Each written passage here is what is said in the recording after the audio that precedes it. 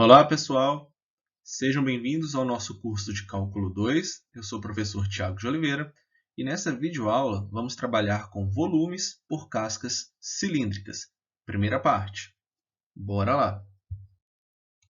Nesta videoaula, vamos apresentar um outro método para calcular os volumes dos sólidos de revolução.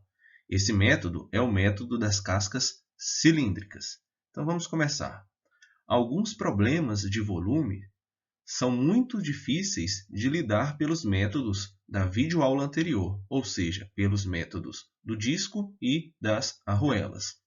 Por exemplo, vamos considerar o problema de encontrar o volume de um sólido obtido pela rotação em torno do eixo y da região delimitada por y igual a 2x² menos x ao cubo e y igual a zero. Ou seja, dessa região aqui de azul. Então, vamos girar essa região em torno do eixo y. Atenção! Ao fazer essa rotação, teríamos que usar o método da arruela. Se a fatiarmos perpendicularmente ao eixo y, obteremos uma arruela. Então, depois de girar essa região em torno do eixo y, o nosso sólido terá um orifício aqui no meio. Assim, teríamos que usar o método da arruela. No entanto, para calcularmos os raios interno e externo da arruela, teríamos de resolver a equação cúbica y igual a 2x² menos x ao cubo, para x em termos de y, o que não é fácil. Aqui teríamos muito trabalho, né? Pensando em calcular o raio interno e o raio externo, ficaria em função da variável y. Como resolver essa equação? Aqui, com certeza, daria muito trabalho. Felizmente, existe um método chamado método das cascas cilíndricas, que é mais fácil de usar em casos como esse. Então, a partir de agora, vamos apresentar o método das cascas cilíndricas. Para isso, observe essa figura abaixo, que mostra uma casca cilíndrica com raio interno R1, raio externo R2 e altura H. O seu volume, ou seja, o volume da casca cilíndrica, que vamos chamar de vesão, é calculado subtraindo-se o volume V1 do cilindro interno do volume V2 do cilindro externo. Ou seja, para calcular o volume da nossa casca cilíndrica, vamos calcular o volume do cilindro externo, que tem o raio R2, menos o volume do cilindro interno, de raio R1. Então, esse processo vai ser tranquilo, visto que temos o raio e a altura dos cilindros. Então, o volume da nossa casca cilíndrica é o V2 menos V1. V2 é πr2² vezes o h, que é a nossa altura, menos o V1, que é o πr1² vezes h, que é a nossa altura. Podemos colocar o π aqui em evidência, o h aqui em evidência, então vamos ter π vezes r2² menos r1² vezes h. Aqui não tem muito segredo. Esse carinha, o r2² menos r1² pode ser reescrito como r2 mais r1 vezes r2 menos r1. Tranquilo? Aqui ainda vamos reescrever a nossa equação da seguinte forma. Vamos ter 2π vezes R2 mais R1 dividido por 2. Observe que ao simplificar esse 2 com 2, voltamos na equação anterior. Isso aqui é para nos ajudar na fórmula que vamos encontrar para usar o método das cascas cilíndricas. Continuando, nós chegamos no volume, então, igual a 2π vezes R2 mais R1 dividido por 2 vezes H vezes ainda o R2 menos R1. Se fizermos o ΔR como R2 menos R1, ou seja, a variação ali do R, que vai ser a espessura da nossa casca, e R igual a meio vezes R2 menos R1, ou seja, o raio médio da casca, então o nosso R aqui vai ser o raio médio da casca. Então, a fórmula para o volume de uma casca cilíndrica se torna 2π, no lugar então aqui do R2 mais R1 dividido por 2, vamos ter o R, vezes H, vezes o ΔR. E pode ser memorizada como o 2πr, a nossa circunferência, o H, a altura, e o ΔR, a espessura. Então, assim fica mais fácil de memorizar. Agora, pessoal, considere S o sólido obtido pela rotação em torno do eixo Y da região limitada por y igual a f de x, onde f de x é maior ou igual a zero. Y maior que zero, então é a parte de cima, x igual a x igual a b, onde o a é menor que B e maior ou igual a zero. Beleza, ao girarmos essa região em torno do eixo Y, vamos obter esse seguinte sólido. Observe que temos aqui um orifício, né? Continuando nosso raciocínio. Então, aqui nós temos a nossa curva, né? Y igual a f de x, no intervalo fechado de A até B. Então, vamos dividir esse intervalo AB em n subintervalos, xi menos 1, xi, de mesma largura ΔX. Então, vamos ter aqui vários intervalos, né? Poderíamos falar ali intervalo de x2 a x3, intervalo de x3 a x4, mas a gente representa por xi menos 1 a xi, tá certo? De mesma largura ΔX. Então, todos esses intervalos têm a mesma largura ali, ΔX. E vamos considerar o xi barra o ponto médio do iésimo subintervalo.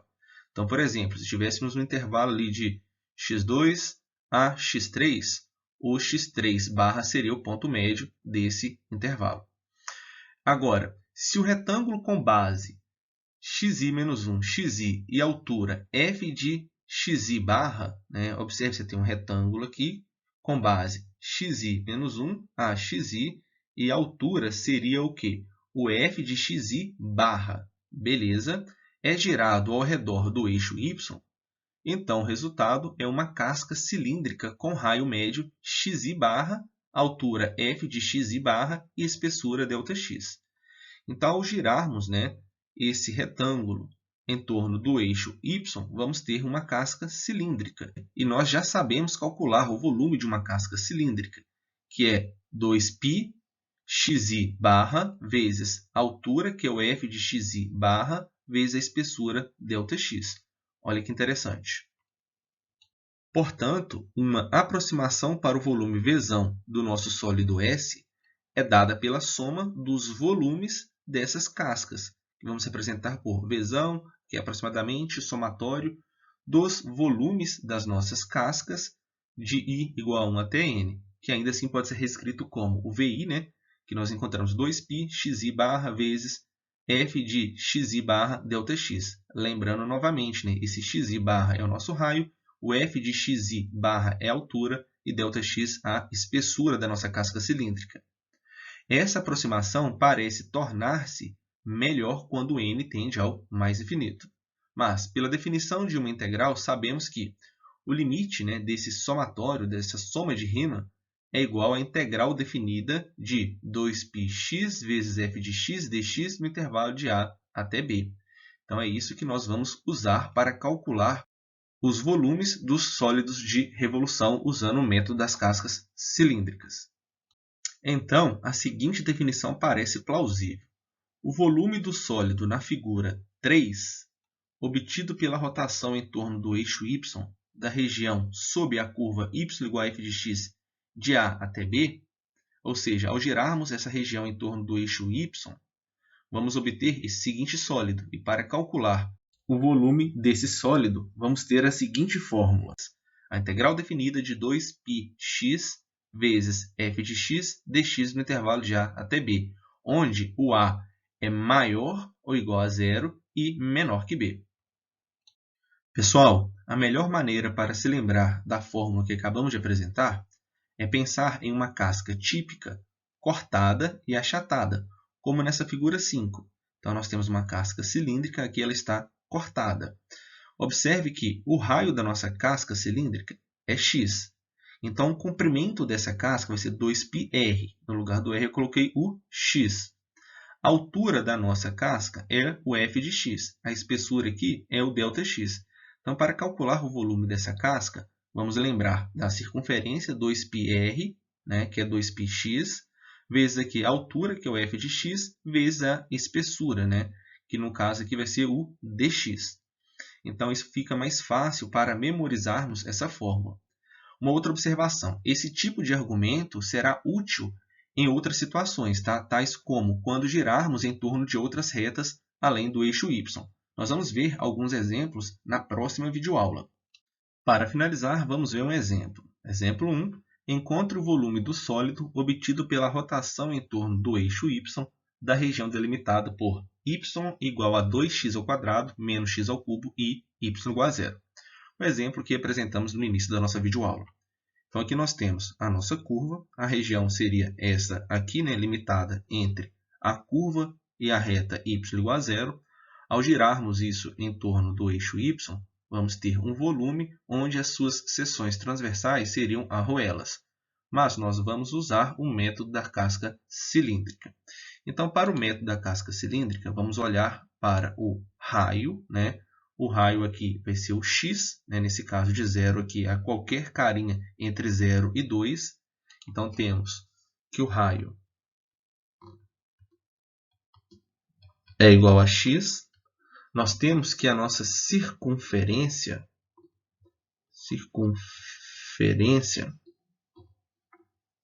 vai ser o quê? 2π, o comprimento, né? 2πr, o r é x, beleza.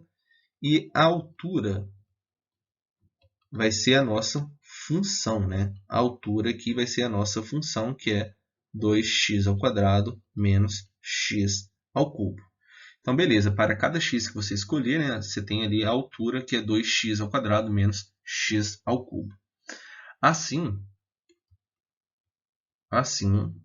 usando o método das cascas cilíndricas, o volume vai ser o quê?